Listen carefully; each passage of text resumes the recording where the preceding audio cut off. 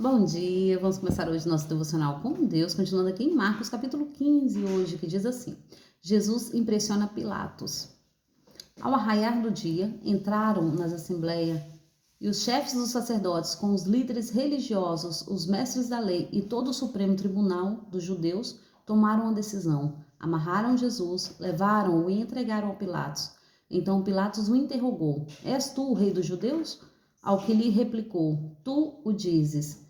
E os chefes dos sacerdotes passaram a levantar várias outras acusações contra ele. Por isso Pilatos indagou uma vez mais. Nada respondeu. Vê quantas acusações te fazem? Mas Jesus não respondeu uma só palavra, ao ponto de Pilatos ficar muito impressionado.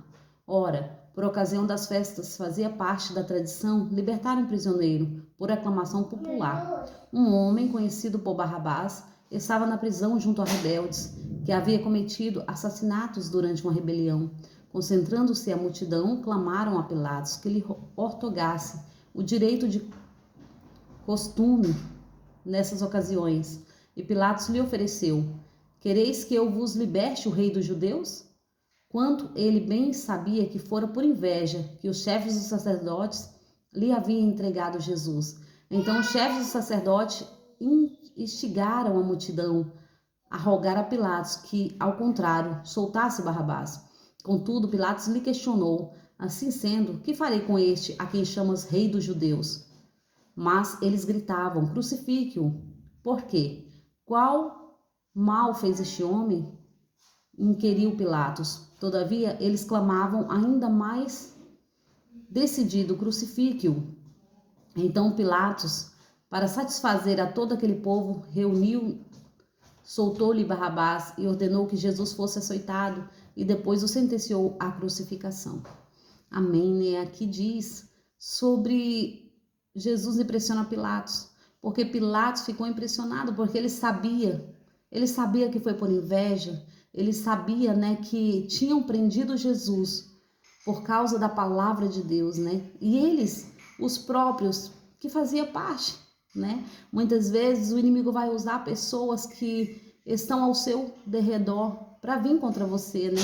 Levantando falsas acusações, assim como aconteceu com Jesus. Mas nós temos que continuar firme e forte diante da palavra e diante da presença do Senhor, porque Jesus nos ensinou isso, é permanecer, não importa, porque muitas vezes nós achamos que é as pessoas, né? Mas muitas vezes o inimigo usa as pessoas, mas tudo é permissão de Deus para que você possa ficar mais forte diante da presença de Deus, né?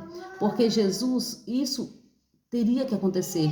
Era predestinado que isso acontecesse. Mas na nossa vida, o Senhor permite para que nós entendamos que é necessário que nós passamos por situações para que possamos crescer, amadurecer, né?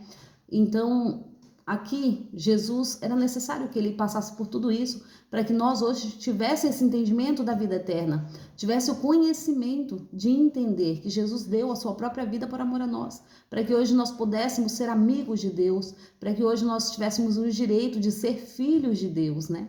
Jesus, ele nos trouxe isso, esse direito que nós não tínhamos, porque Deus, ele é amor, Deus é justiça, e por ele ser justiça, ele não tem contato com o mal. Entenda uma coisa, ele é amor e ele é justiça. Então, pela justiça dele que tinha que ser feita a todos os seres humanos que não tinham mais direito à salvação, teve que vir Jesus e dar a sua própria vida por amor a nós. E todos os nossos pecados, as nossas doenças e enfermidades, Jesus levou sobre a cruz do Calvário. Então é sobre isso. É sobre isso que o Senhor nos ensina, a olhar para os nossos irmãos com um olhar de misericórdia, com um olhar de amor, de compaixão, a interceder por eles, né? Interceder em Cristo, não guardar mágoa, não guardar rancor, não guardar ódio no coração. Porque quando guardamos todos esses sentimentos, é como nós tomarmos um copo de veneno esperando que a outra pessoa vá morrer. Entenda, quem morre somos nós que guardamos. E o Senhor quer nos libertar disso. Quer que nós olhamos com um olhar diferente. Quer que nós entendamos que aonde há amor, há misericórdia. Quando você começa a orar para outra pessoa que te magoou, que te feriu, que fez algo contra você, Você vai começar a entender que você está sendo misericordioso também. A oração move o nosso coração para que possamos entender que Jesus é amor, que Deus é amor e misericórdia. E assim compreendemos e aprendemos a ser da mesma forma. E aqui, Jesus era levado ao cativeiro. Jesus foi declarado ali, né? Mesmo inocente, mesmo ele sendo inocente, era necessário que tudo isso acontecesse. E a multidão ali gritaram para soltar um homem que tinha cometido várias atrocidades. Várias atrocidades. Eu não sei como foi a continuação da vida deste homem, mas eu entendo uma coisa: Jesus é misericórdia, Jesus salva, Jesus liberta.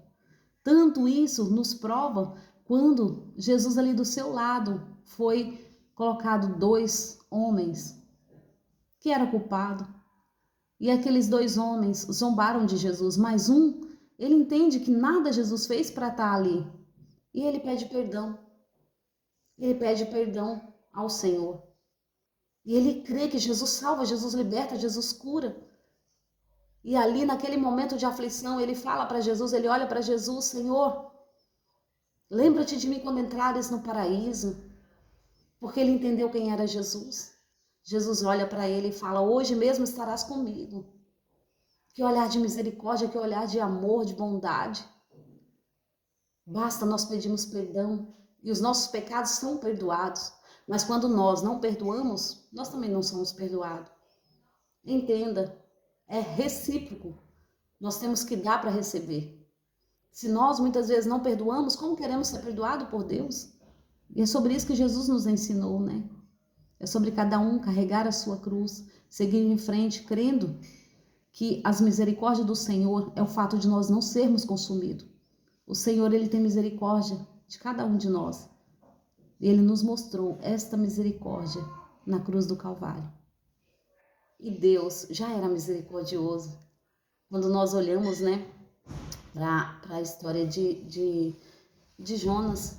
Jonas foi ali falar com o povo. Que aquele povo também era homicida. Aquele povo era ruim de coração. Mas quando Jonas chegou ali e deu o decreto de Deus, que se eles não se humilhassem, não pedissem perdão, aquela cidade inteira seria consumida por fogo. Naquele mesmo momento, todos eles se arrependeram, do rei até o menor, se vestiu de saco, os animais, e eles se arrependeram do que eles fizeram. E ali todos eles foram salvos pela misericórdia de Deus, porque o Senhor é amor, mas também é fogo consumidor. Mas além disso, ele é misericordioso. Então ele tem misericórdia. Basta nós pedirmos, né?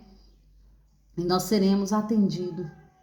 Basta nós seguirmos a palavra do Senhor. E esta palavra que o Senhor colocou, né, no nosso coração hoje de manhã, e que venha fazer sentido para a sua vida, assim como tem feito sentido na minha vida, né? Tem trazido mudança. Então, essa mesma mudança que o Senhor tem feito na minha vida, eu declaro também na sua vida, em nome de Jesus, que a mudança, as misericórdias, as bênçãos do Senhor venham nos alcançar a cada manhã. Amém? Agradeço a todos que têm me ouvido até aqui. Tenham um ótimo dia abençoado por Deus, em nome de Jesus.